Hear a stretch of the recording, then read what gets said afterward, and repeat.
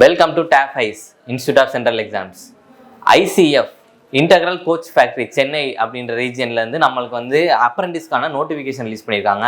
இது யாரெல்லாம் எலிஜிபிள், இதுக்கு என்ன நம்ம படிக்கணுமா, இதுக்கு என்ன குவாலிஃபிகேஷனு, என்னெல்லாம் போஸ்ட் இருக்குது அப்படின்ற நோட்டிஃபிகேஷன் வந்துருக்கு. ஒரு 7 பக்கம் தான், நம்ம டக்குன்னு பார்த்துடலாம். இது யாருக்கு ரொம்ப பெனிஃபிட்னா, அப்ரெண்டிஸ்ஷிப் முடிச்சுட்டு நம்ம குரூப் டி எழுதுறோம்ல, ஆர்ஆர்பியில் குரூப் டி எக்ஸாம் வரும், அவங்களுக்கு வந்து ரொம்ப பெனிஃபிட். அவங்களுக்கு கட் ஆஃப் வைஸும் சரி, போஸ்ட் வைஸும் சரி, ப்ரிஃபரன்ஸ் ரொம்ப அதிகமாக இருக்கும். ஏன்னா ஆர்ஆர்பி குரூப் டி அப்படின்றது 10th குவாலிஃபிகேஷன் தான். இந்த நோட்டிஃபிகேஷன் பார்த்தீங்கன்னா 10th முடிச்சவங்க ஃப்ரெஷர்ஸாவோ இல்லை ஐடிஐ முடிச்சவங்களுக்கான நோட்டிஃபிகேஷன் தான் ரிலீஸ் பண்ணியிருக்காங்க. ஸோ அவங்களுக்கு வந்து ஒரு நல்ல ஆப்பர்ச்சுனிட்டி தான். இந்த 1 இயருக்கு 1.5 இயர்ஸ் கோர்ஸ் வரும். நம்ம யார் யாருக்கு என்னன்றதை நம்ம நோட்டிஃபிகேஷன் பார்க்கலாம். ஸோ இப்போ வரப்போகிற குரூப் டி எக்ஸாமை ஃபோக்கஸ் பண்ணி நம்ம வந்து ஃபோக்கஸ் டெஸ்ட் சீரீஸ்னு ஒரு 10 டெஸ்ட் கண்டக்ட் பண்ணுறோம்.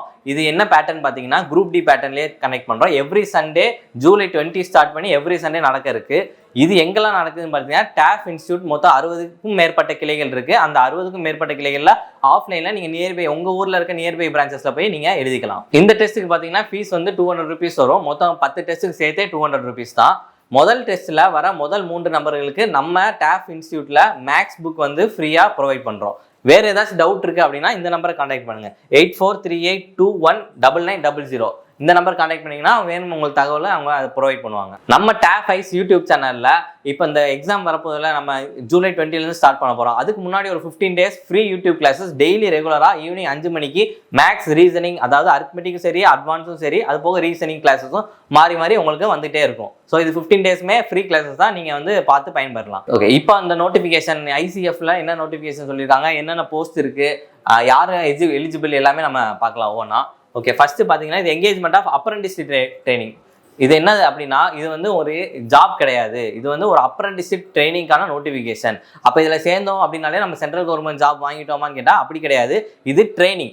இந்த ட்ரைனிங் முடிச்சிட்டிங்கன்னா உங்களுக்கு ஒரு சர்டிஃபிகேட் கொடுப்பாங்க. அந்த சர்டிஃபிகேட்டை வச்சு நீங்கள் நிறைய எக்ஸாமுக்கு யூஸ் பண்ணிக்கலாம். இப்போ குரூப் டிக்கெலாம் பார்த்தீங்கன்னா உங்களுக்கு இந்த சர்டிஃபிகேட் வச்சிங்கன்னா உங்களுக்கு கட் ஆஃப் பார்த்தீங்கன்னா ரொம்ப கம்மியாக இருக்கும், ப்ரிஃபரன்ஸ் அதிகமாக இருக்கும். அந்த மாதிரி தான் யூஸ் பண்ண முடியும் ஒழிய இந்த எக்ஸாம் இது வந்து எக்ஸாம் கிடையாது. ஆக்சுவலாக இது வந்து டைரக்ட் ரெக்ரூட்மெண்ட் தான். உங்கள் 10th மார்க்கை பேஸ் பண்ணி உங்களை எடுத்துக்குவாங்க. நம்ம ஒவ்வொன்றா பார்ப்போம் வரைக்கும். சரி, ஃபர்ஸ்ட் என்ன கொடுத்துருக்காங்கன்னா ஆன்லைன் அப்ளிகேஷன் தான். இது ஒரு ஆஃப்லைன் அப்ளிகேஷன் கிடையாது, ஆன்லைன் அப்ளிகேஷன் தான்.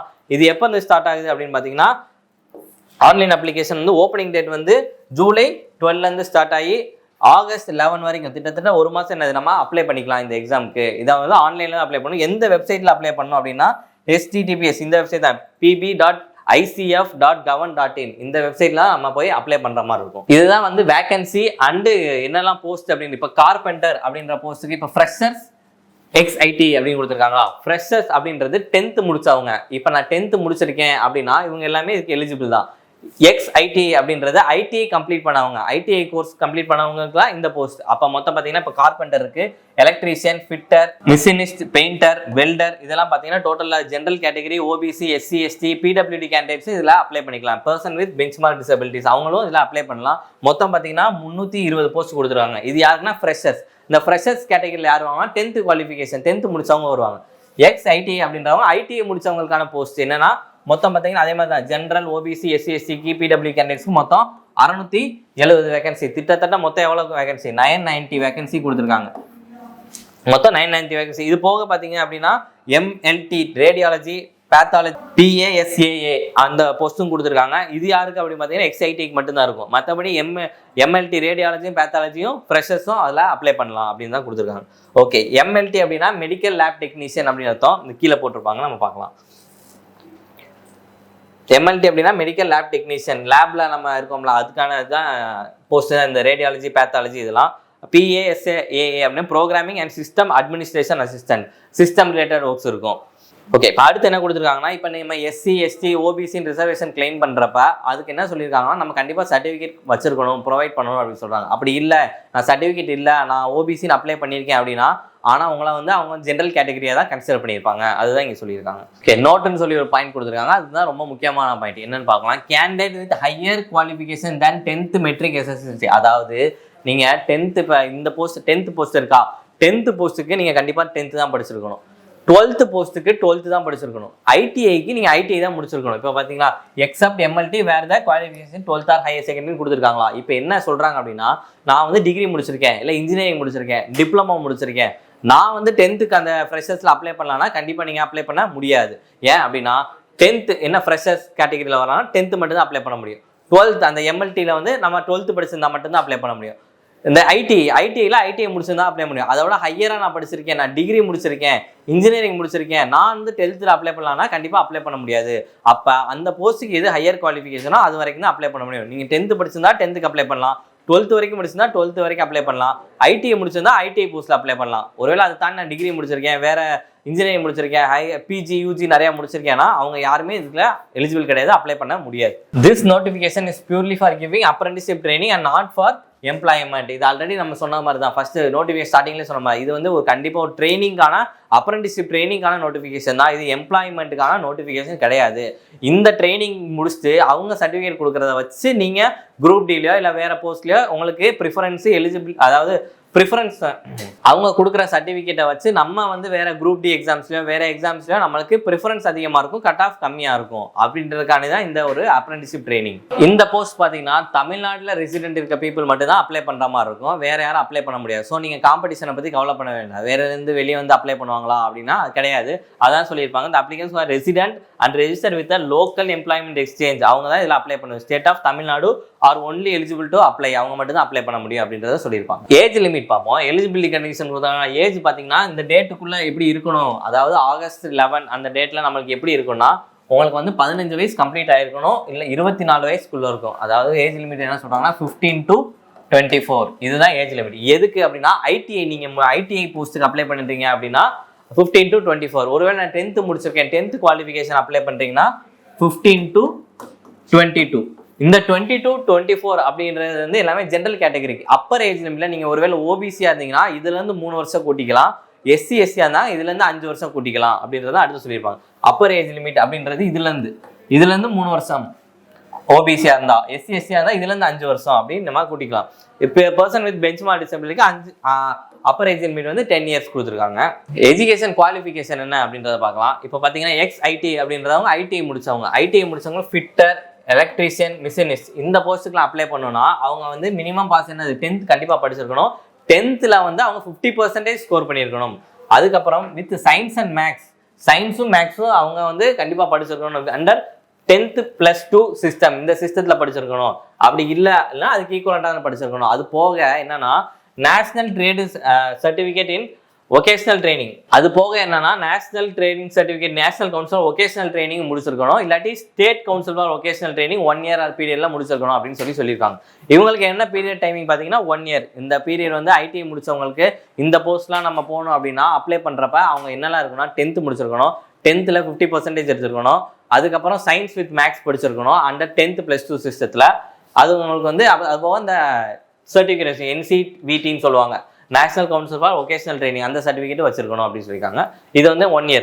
இப்போ அதுவே வந்து கார்பெண்டர், பெயிண்டர், வெல்டர் பார்த்தீங்கன்னா அதே தான் 10th கொடுத்துருப்பாங்க. ஆனால் இங்கே வந்து சயின்ஸ் வித் மேக்ஸ் கம்பல்சரி கிடையாது. நீங்கள் வந்து 10th +2 எது வேணாலும் படிச்சிருக்கலாம் அப்படின்னு சொல்லியிருப்பாங்க. அண்டர் +2 சிஸ்டம்ல படிச்சிருக்கணும், மற்றபடி எல்லாமே சேம் தான். இதுக்கும் ட்ரைனிங் பார்த்தீங்கன்னா 1 year தான். அடுத்து programming and system administrative assistance, அதில் பார்த்தீங்கன்னா அதில் அதே மாதிரி தான் 10th படிச்சிருக்கணும். இப்போ நம்ம ட்ரேட் சர்டிஃபிகேட் வச்சிருக்கோம்ல, அந்த ட்ரேட் சர்டிஃபிகேட்ல என்ன படிச்சிருக்கோம் அப்படின்னா இன்ஃபர்மேஷன் டெக்னாலஜியோ, computer operator and programming assistant or database system, நீங்கள் என்ன கொடுத்துருக்காங்களோ அதை நீங்கள் எலிஜிபிள், அதை நீங்கள் படிச்சிருந்தீங்க அப்படின்னா நீங்கள் அதுக்கு எலிஜிபிள். இதுக்கான ட்ரைனிங் பார்த்தீங்கன்னா 1 year ட்ரைனிங் பீரியட். இந்த இது முடிச்சிட்டிங்கன்னா உங்களுக்கு இவங்க சர்டிஃபிகேட் கொடுப்பாங்க. அதை வச்சு நம்ம குரூப் டியில் அப்ளை பண்ணுறப்ப நம்மளுக்கு வந்து கட் ஆஃப் வந்து ரொம்பவே கம்மியாக இருக்கும். இதெல்லாம் யாருக்குன்னு பார்த்தீங்கன்னா ஐடிஐ முடிச்சவங்களுக்கான விஷயங்கள். இப்போ இது 10th முடிச்சவங்களுக்கான விஷயங்கள் அடுத்து ஃப்ரெஷர்ஸ்ல கொடுத்துருப்பாங்க, பார்ப்போம். ஃப்ரெஷர்ஸ் பார்த்தீங்கன்னா ஃபிட்டராக இருக்கட்டும், எலக்ட்ரீஷியன், மிஷினிஸ்ட் இவங்களுக்குலாம் வந்து பாஸ் வித் 10th இவங்க 50% தான் with science and maths under 10th +2 system இதுலையும் படிச்சிருக்கணும் அப்படின்னு சொல்லியிருக்காங்க. அப்போ அவங்க வந்து இந்த இதுக்கெல்லாம் ஃபிட்டர், எலக்ட்ரீஷியன், மிஷினிஸ்ட் அப்படின்றதுக்கெல்லாம் சயின்ஸ் அண்ட் மேக்ஸ் படிச்சிருக்கணும். இதோட பீரியட் பார்த்தீங்கன்னா 2 years. அடுத்து கார்பெண்டர், பெயிண்டருக்கு நீங்கள் நார்மலாக 10th படிச்சிருந்தா போதும், அந்த சயின்ஸ் மேக்ஸ்லாம் தேவையில்லை. இதுக்கான பீரியடும் 2 years. அடுத்து வெல்டர், அப்புறம் எம்எல்டி மெடிக்கல் லேப் டெக்னீஷியன், அந்த போஸ்ட் ரேடியாலஜி பேத்தாலஜிக்கு என்னது இந்த போஸ்ட்டுக்கு மட்டும் நீங்கள் என்ன படிச்சிருக்கணும்னா கண்டிப்பாக 12th படிச்சிருக்கணும். இந்த 12th நீங்கள் எது எடுத்து படிச்சிருக்கோம்னா ஃபிசிக்ஸாக இருக்கட்டும், கெமிஸ்ட்ரி, பயாலஜி இது 3 எடுத்து படிச்சிருந்தா தான் இந்த போஸ்ட்டுக்கு நம்ம எலிஜிபிளாக இருப்போம். இதுக்கான ட்ரைனிங் பார்த்தீங்கன்னா இது ரெண்டுக்குமே 1 year 3 months இதுக்கான ட்ரைனிங். இந்த ட்ரைனிங் அவங்கவுங்க நம்ம என்ன போஸ்ட் அப்ளை பண்ணுறோமோ அதுக்கான பீரியட் இருக்கும். இப்போ 1 year 2 year 1 year 3 months இருக்கா, அந்த ட்ரைனிங்கை நம்ம கம்பல்சரியாக ஒரு கான்ட்ராக்ட் மாதிரி போட்டால் கண்டிப்பாக நம்ம அட்டன் பண்ணி தான் ஆகணும். நான் ஒருவேளை அட்டன் பண்ணல, நான் பாதியிலே போகிறேன் அப்படின்னா அந்த ட்ரைனிங்கான காஸ்ட்டும் சரி, நம்ம கொடுத்த ஸ்டைஃபண்டும் சரி திருப்பி ரீபே பண்ணுற மாதிரி இருக்கும். அதை பார்த்துக்கோங்க எப்படின்னு. இப்போ ரேட் ஆஃப் ஸ்டைஃபண்ட், இப்போ ஃப்ரெஷர்ஸாக இருந்தீங்கன்னா அவங்க 10th குவாலிஃபிகேஷனுக்கு வந்து எவ்வளோ 6000 per month கொடுக்குறாங்க ஸ்டைஃபண்டு. அதே 12th நம்ம இந்த பார்த்தோம்ல எம்எல்டியில் ரேடியாலஜி பேத்தாலஜி அதுக்கு வந்து பார்த்தீங்கன்னா 7000 per month. ஐடி எக்ஸ்ஐடின்றது ஐடிஐ முடிச்சவங்க அவங்களுக்கு 7000 per month. டியூரிங் செகண்ட் இப்போ 1 வருஷம் முடிச்சுட்டு இப்போ 2வது வருஷம் இப்போ போட்டிருக்காங்க சில போஸ்ட்டுக்கு, அதுக்கெல்லாம் பார்த்தீங்கன்னா உங்களுக்கு 10% மினிமம் ஸ்டைஃபண்ட்லேருந்து இன்க்ரிமெண்ட்டும் இருக்குது அப்படின்னு சொல்லியிருக்காங்க. இந்த எக்ஸாம் பார்த்தீங்கன்னா நம்ம எங்கே அப்ளை பண்ணணும்னா இந்த வெப்சைட்டில் அப்ளை பண்ணணும். https அந்த போட்டு pb.icf.gov.in இந்த வெப்சைட்டில் அப்ளை பண்ணணும். இது எல்லாமே ஆன்லைன் மோடில் தான் அப்ளை பண்ணுற மாதிரி இருக்கும். இதுக்கு அப்ளை பண்ணுற டீட்டெயில்ஸ் தான் கொடுத்துருப்பாங்க. ஒரு ரெஜிஸ்ட்ரேஷன் லிங்க், டேட் ஆஃப் பர்த்லாம் வந்துடும். இதுக்கான ஃபீஸ் பார்த்தீங்கன்னா 100 rupees வரும். அது ப்ளஸ் சர்வீஸ் சார்ஜ் இருக்கும். இது யாருக்கு அப்படின்னு பார்த்தீங்கன்னா நார்மலாக வந்து எல்லாருக்கும் இந்த ஃபீஸ் தான் வரும். யாருக்கு ஃபீஸ் கிடையாது அப்படின்னு பார்த்தீங்கன்னா no application fees required to pay SC ST PW women candidates. இப்போ SC-யா இருக்கீங்க, ST-யா இருக்கீங்க, PW கேண்டிடேட் உமனாக இருக்காங்க அப்படின்றவங்களுக்கு இந்த ஃபீஸ் கிடையாது. அவங்க ஃப்ரீயாகவே அப்ளை பண்ணிக்கலாம். இல்லை அவன் ஓபிசியாக இருக்கவங்க இல்லை ஜென்ரல் கேட்டகரியில் வரவங்க மேல் எல்லாருமே இந்த இதுக்கு 100 rupees plus service charge pay பண்ணுற மாதிரி தான் இருக்கும். இந்த எக்ஸாமுக்கான கம்யூனிகேஷன் மோடு எல்லாமே உங்களுக்கு ஆன்லைனில் தான் இருக்கும். இமெயிலில் இல்லை SMS அந்த மூலியமாக தான் வரும். ஆஃப்லைனில் எதுவுமே வராது உங்களுக்கு. அதுதான் இங்கே சொல்லியிருக்காங்க. மோட் ஆஃப் கம்யூனிகேஷன் வந்து எப்படியுமே SMS இமெயில் ஒன்லி அப்படின்னு தான் சொல்லியிருக்காங்க. வேற இப்போ மோட் ஆஃப் என்கேஜ்மெண்ட் அப்படின்னு பார்த்தீங்கன்னா இது எப்படின்னா இது எதை பேஸ் பண்ணி உங்களுக்கு செலக்ட் பண்ணுறாங்க அப்படின்னு பார்த்தீங்கன்னா the merit list will be based on the marks obtained in 10th நீங்கள் என்ன மார்க் எடுத்திருக்கீங்க அப்படின்றத பேஸ் பண்ணி தான் உங்களுக்கு இங்கே செலக்ட் பண்ணுறாங்க. இப்போ ஒருவேளை கோவிட்ல பாஸ் ஆயிருப்பாங்கல்ல அவங்களுக்குலாம் என்னன்னு பார்த்தீங்கன்னா 9th மார்க் பேஸ் பண்ணியோ அவங்க ஸ்கூல் பிரின்சிபல்கிட்ட வாங்கிட்டு வர மாதிரி இருக்கும். 9th மார்க் பேஸ் பண்ணி ஹாஃப் இயர்லி மார்க்ஸ் பேஸ் பண்ணி அவங்களுக்கு இந்த இது ப்ரொவைட் பண்ணுவாங்க. ஒருவேளை கோவிட்ல பாஸ் ஆனவங்களுக்கு வந்து 9th மார்க் பேஸ் பண்ணி இல்லை 10th அவங்க ஹாஃப் இயர்லி மார்க் பேஸ் பண்ணி அவங்களுக்கு செலெக்ஷன் லிஸ்ட் ப்ரொவைட் பண்ணுவாங்க. ஓகே, 2 பேர் இப்போ ஒரே மார்க் இருக்கும் அப்படின்னா என்னன்னா older page will be given preference in case of date of birth. அவங்களுக்கும் டேட் ஆஃப் பர்த் சேமா இருக்குன்னா who passed 10th examination nearly will be considered first. அப்போ வந்து அடுத்தடுத்து வரிசையா யாரு இப்போ எலிஜிபிலிட்டி அப்படின்றத கொடுத்துருக்காங்க. இப்போ ஒருவேளை 2 பேர் சேமா இருந்தாங்க, டை ஆயிருச்சு அப்படின்னா யாருக்கு வந்து நம்மளுக்கு ப்ரிஃபரன்ஸ் கொடுக்காங்க அப்படின்றதான் கொடுத்துருக்காங்க.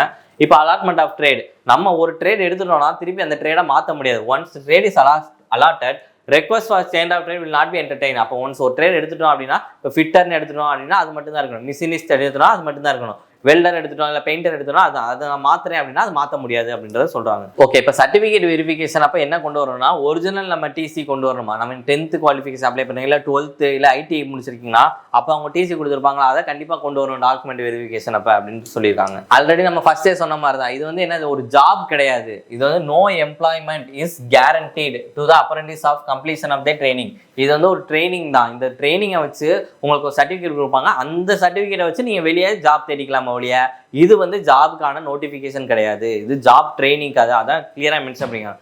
No employment is guaranteed to the apprentice on completion of their training. நான் ட்ரைனிங் முடிச்சிட்டேன் எனக்கு வேலை கொடுங்க அப்படின்றதுக்கு எந்த கேரண்டியும் கிடையாது. இந்த ட்ரைனிங் முடிச்சு சர்டிஃபிகேட் வச்சு நம்ம வேற எக்ஸாம்ஸ் அப்ளை பண்றப்ப நம்மளுக்கு அதுல பெனிஃபிட்ஸ் இருக்கும். அவ்வளோ நம்ம முக்கியமான டீட்டெயில்ஸ் எல்லாமே பார்த்தாச்சு. வேற ஏதாச்சும் உங்களுக்கு இந்த நோட்டிஃபிகேஷன் டவுட் இருக்கு, என்னோட எலிஜிபிலிட்டி கிரைட்டீரியா எனக்கு டவுட் இருக்கு அப்படின்னா நீங்க கமெண்ட் செக்ஷன்ல கமெண்ட் பண்ணுங்க. தேங்க்யூ.